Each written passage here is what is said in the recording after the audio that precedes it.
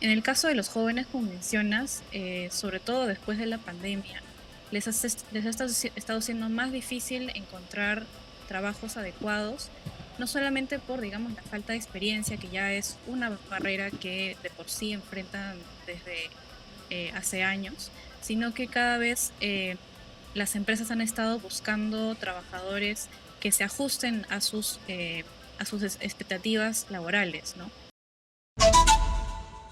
Nosotros vamos a entrar en comunicación con Osvaldo Molina. Él es PhD, P&D en Economía y director de la Red de Estudios para el Desarrollo, Redes, y en un enlace vía Zoom con Paola Herrera, economista del Instituto Peruano de Economía IP. Bienvenidos a los dos a Exitosa. Bienvenidos. Karina. Hola, ¿cómo están? Buenas noches, muchas gracias. Muy Hola, bien. ¿qué tal? ¿Cómo estás, Karina? Hola, Un ¿cómo gusto estar están? acá en tu programa. A los dos. Bienvenido Paola, bienvenido Osvaldo. Paola, empecemos por ti, por favor. ¿Qué es lo que ha pasado? ¿Por qué ha habido esta desaceleración en el empleo? ¿Qué ha pasado? ¿Por qué hay casi Exitosa. 500,000 de personas buscando empleo y no lo encuentran?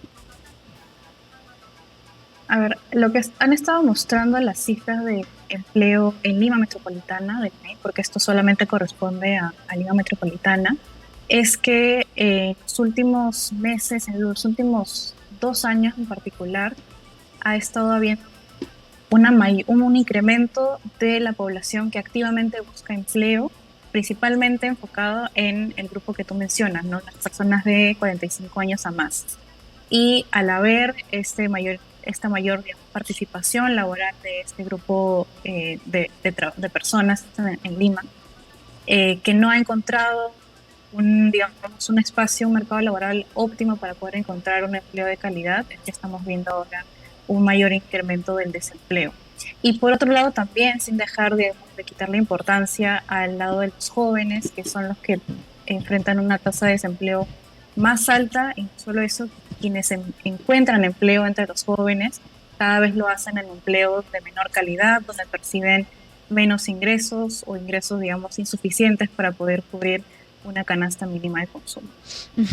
Osvaldo, ¿qué es lo que ha pasado? ¿Por qué hay mucha gente que está buscando empleo en este momento? ¿Se trata de las crisis políticas que hemos tenido? ¿Se trata que no hay reactivación económica? ¿Se trata que desde la pandemia no hemos podido reactivarnos y por eso es que no hay empleo? Y principalmente los mayores de 45 y los muy jóvenes son los que no encuentran empleo y están buscando y nadie les da empleo. Hola, Karina. ¿Qué Hola, tal? hola. ¿Cómo estás? Mira, yo lo que creo que estamos viendo aquí en estas cifras que han salido, y como bien dice Paola, son de Lima Metropolitana entre enero y marzo. Lo que ha ocurrido es que ha habido, como tú bien dices, una aceleración del desempleo, es decir, 33.000 nuevas personas no encuentran trabajo. Y esto es importante entre los jóvenes, que más o menos son 15% de los jóvenes que están desempleados, y en los adultos de 45 años a más, que han pasado de 5,6 a 6,2% de estos que están desempleados este año. Y ambas situaciones, por supuesto, son preocupantes. ¿Qué es lo que está detrás? Por supuesto, lo que está detrás es el mal año que hemos tenido. ¿No es cierto? Una economía peruana que se desaceleró, ¿no? Que cayó después de mucho tiempo, cayó la economía peruana, y una inversión que cayó 7%. ¿No? En esas circunstancias, evidentemente, el empleo no se reactiva, ¿no? Y yo quería ahí dar un salto más, Karina, porque si no tenemos inversión, si no tenemos crecimiento, obviamente no vamos a tener empleo. Y la otra cosa que va a ocurrir es que la pobreza que ha aumentado con la pandemia no va a caer. Entonces, estas cifras nos deben obligar a pensar qué debemos hacer mejor para ayudar a los compatriotas, ¿no? Muy bien. Paola, ¿por qué es tan difícil para los jóvenes y para los adultos más allá de 45 años conseguir empleo. ¿Por qué? Porque los primeros no tienen experiencia, me imagino, pero los segundos son ya viejos, descartables, tienen toda la experiencia y según las nuevas corrientes están jóvenes. ¿Qué es lo que pasa en nuestro país?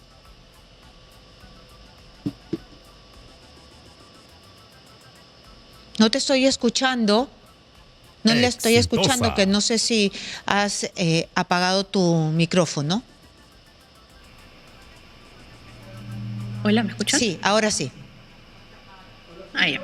Bueno, mencionaba que definitivamente el retroceso económico del año pasado, recordemos que el año pasado el empleo total a nivel nacional retrocedió también por primera vez en alrededor de 20 años, sin considerar el año de pandemia, claramente.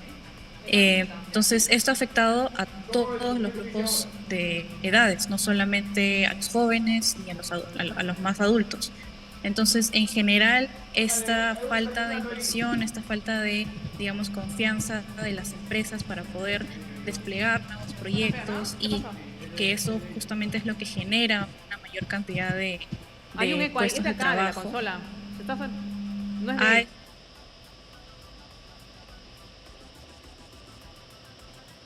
como jóvenes consigan un trabajo adecuado.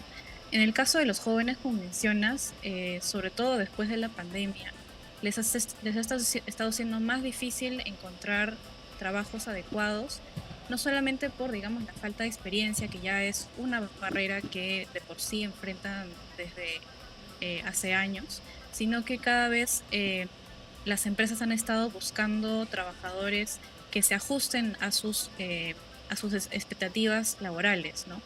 Y al parecer la educación superior o técnica o incluso la secundaria cada vez está siendo más insuficiente para poder dotar a los jóvenes de estas habilidades básicas que necesitan para poder desenvolverse en el mercado laboral, y mucho de ello viene por el lado del deterioro de la educación que fue consecuencia directa de la pandemia, ¿no? Estos años en los que la educación se vio terriblemente afectada, la educación virtual no ha llegado, digamos, cumplir con las metas académicas que se requieren para poder capacitar bien a los más jóvenes. Pero en general, esta falta de, digamos, dinamismo económico afecta a la capacidad de encontrar empleo para todos los grupos etarios, y por eso también es que los más adultos también han enfrentado estas dificultades. Muy bien, entonces Osvaldo, pero los de 45 años en el mundo ya hasta dicen que la vejez empieza a los 70. Los de 45 no son viejos, tienen experiencia. ¿Por qué son descartados según el INEI? ¿Por qué? Karina, yo estoy de acuerdo contigo. La vejez, de hecho, empieza cuando uno quiere que empiece. Uno puede ser joven siempre. Pero en el caso del mercado laboral, en concreto, yo creo que lo que está pasando con ese grupo poblacional es que es el grupo poblacional que tiene más asalariados formales.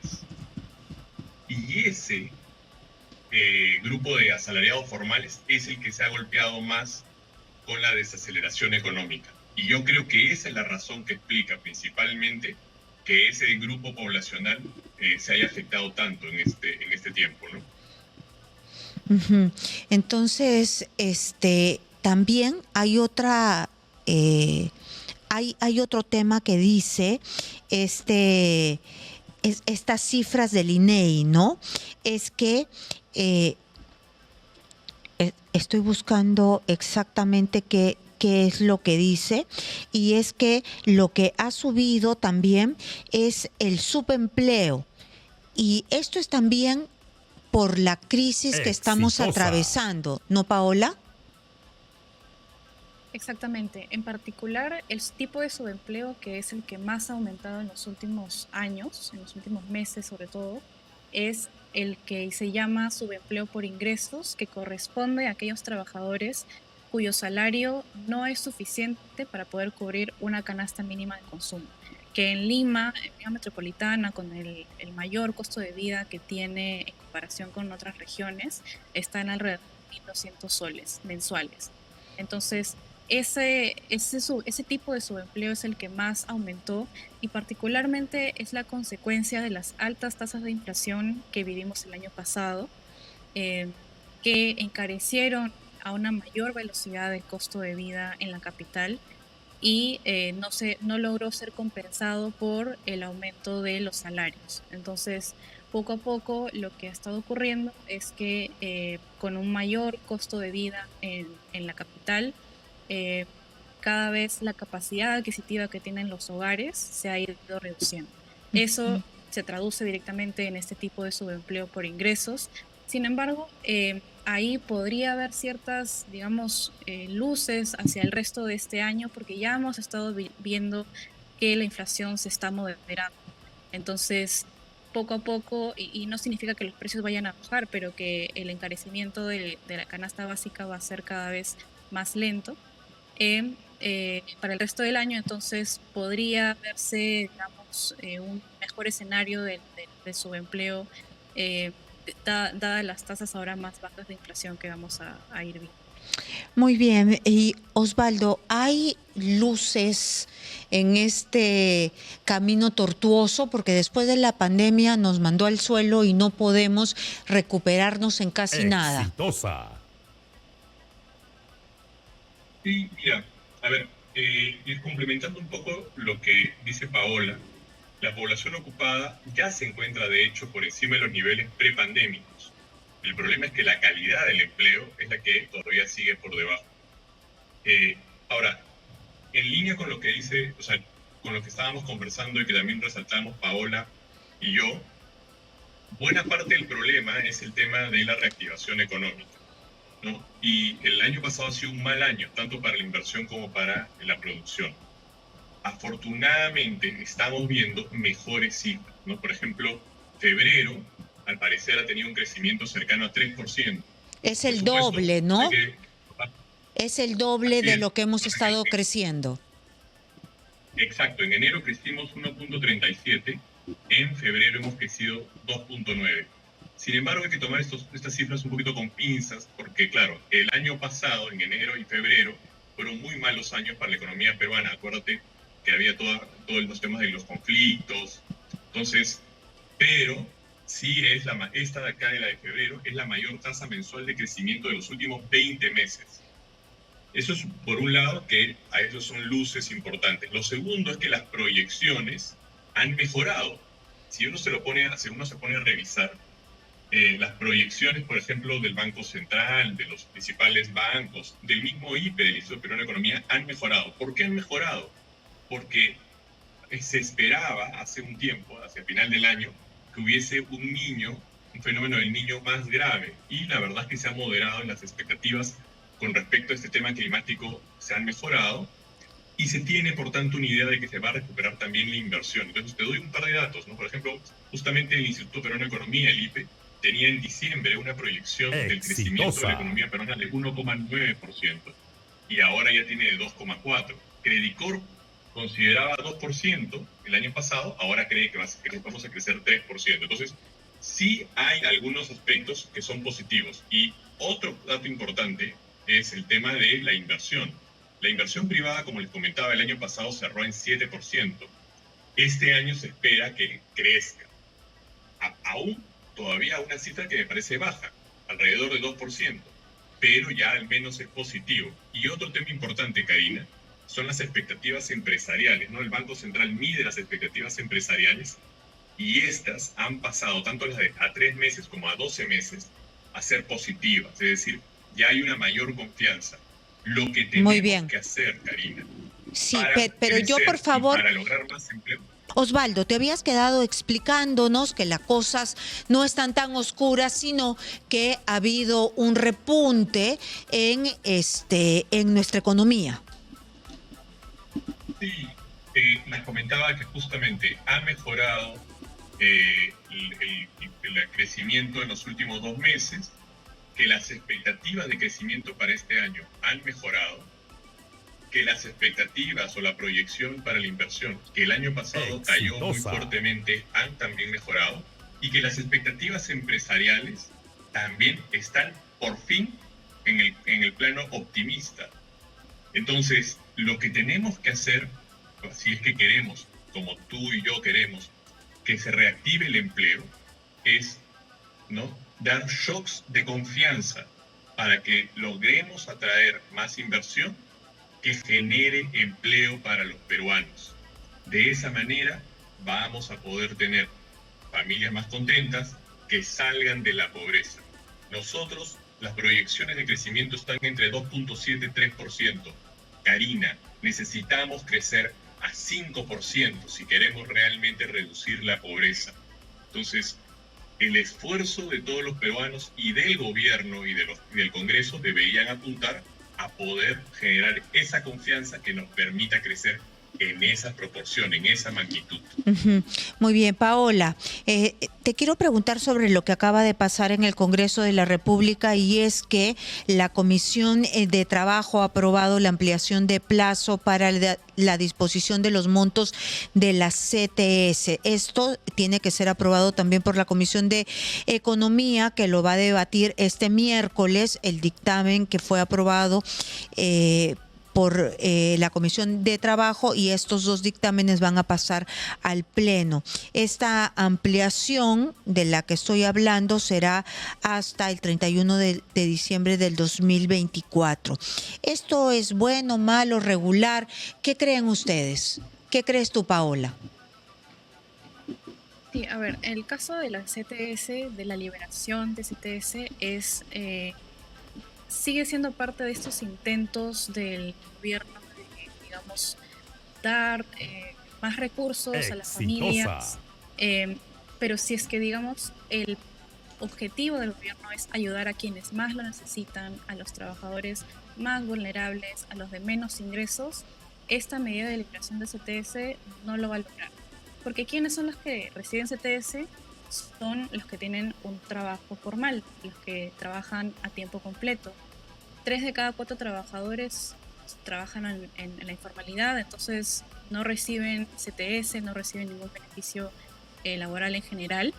Y dentro de los trabajadores formales que sí reciben CTS, son muy pocos también los trabajadores que tienen un monto acumulado importante en su cuenta, en su CTS. Entonces, de nuevo, si es que la medida del gobierno es a favorecer a los más vulnerables, a los que tienen empleo de baja calidad, a los que tienen ingresos más bajos, esta liberación de CTS no cumpliría ese objetivo. Muy bien, lo mismo piensas, Osvaldo, que es muy reducido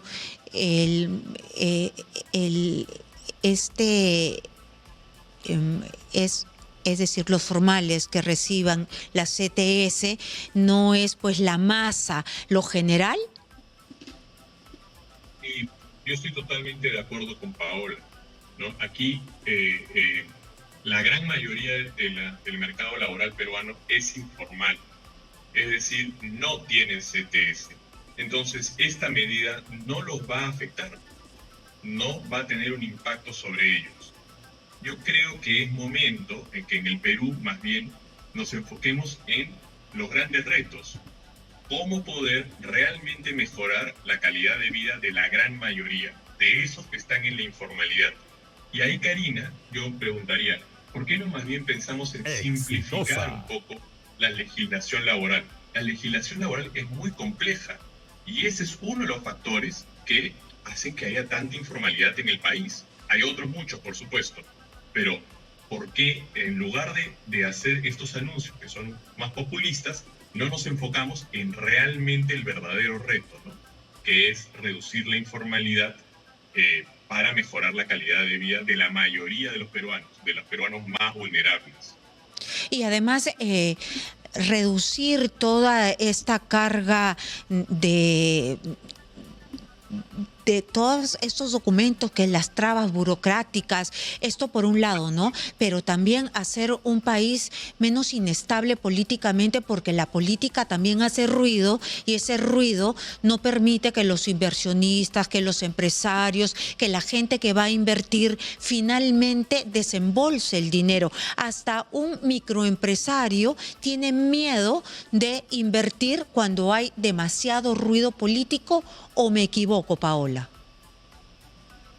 Totalmente correcto. No solo y el ruido político, sino, digamos, en general, cualquier forma de inseguridad ciudadana, de inseguridad en general en el país, cualquier signo de inestabilidad es un desincentivo para el empresario grande, para el empresario pequeño, para el microempresario, para poder iniciar su empresa, para poder invertir en proyectos más grandes, que son los que finalmente generan mayor empleo de calidad. Entonces, el primer paso definitivamente tiene que ser establecer un año en el que no haya, en el que se reduzcan, se reduzca la inestabilidad, se logren consensos mínimos entre el Congreso y el Ejecutivo, se, digamos, anuncien y se vean también acciones concretas de Estado logrando o estableciendo medidas para poder luchar contra la inseguridad, contra la delincuencia, contra, en general, también empezar a ir viendo, a ir caminando hacia ya reformas más de largo plazo que van a costar, pero que son necesarias, como mencionaba Osvaldo, en general para poder tener una regulación más apta para promover la formalidad. Pero el primer paso sigue siendo que haya una total ausencia de inestabilidad, de choques, de conflictos. Ya creo que es momento de encontrarnos en una situación mucho más calmada en términos políticos y sociales para poder ir al siguiente paso, que es ya pensar en las reformas de más largo plazo. Osvaldo, ¿y se podrá eso con un gobierno que no tiene bancada, que está sobreviviendo, que tiene el problema de los Rolex, que la va a perseguir de todas maneras, que tiene el problema de los muertos, lamentables por supuesto, y que en realidad están ahí agarrados con el Congreso de la República para subsistir? Sí, mira, es cierto la enorme precariedad institucional que sufre nuestro país, ¿no? Tú bien lo has descrito, pero yo creo que la situación requiere, ¿no?, amerita que el Congreso como el Ejecutivo sean responsables, ¿no? Y se comporten pues de manera responsable, no de manera populista, como en muchos casos hemos visto, para poder tapar un poco sus malas acciones. Entonces es importante, como señalaba Paola, como tú misma señalabas, Karina, eliminar este ruido político que afecta al Perú desde hace tanto tiempo. No se puede crecer con ese ruido político, no se puede atraer inversiones, y como bien señalaba Paola, no estamos hablando únicamente de las grandes inversiones, estamos hablando de ese bodeguero que prefiere no hacer crecer su bodega, ¿no? A ese carpintero que decide no endeudarse para hacer crecer su taller. Es necesario reducir el ruido político y necesitamos autoridades que estén a la altura de las circunstancias, ¿no es cierto? Tanto en el legislativo como en el ejecutivo. Muy bien, muchísimas gracias, muchas gracias a los dos por explicarnos qué es lo que está sucediendo, por qué retrocede el empleo aquí en Lima, y ya está clarísimo. Muchísimas gracias a Osvaldo Molina, director de redes, y Paola Herrera, economista del IP. Muchísimas gracias por estar aquí.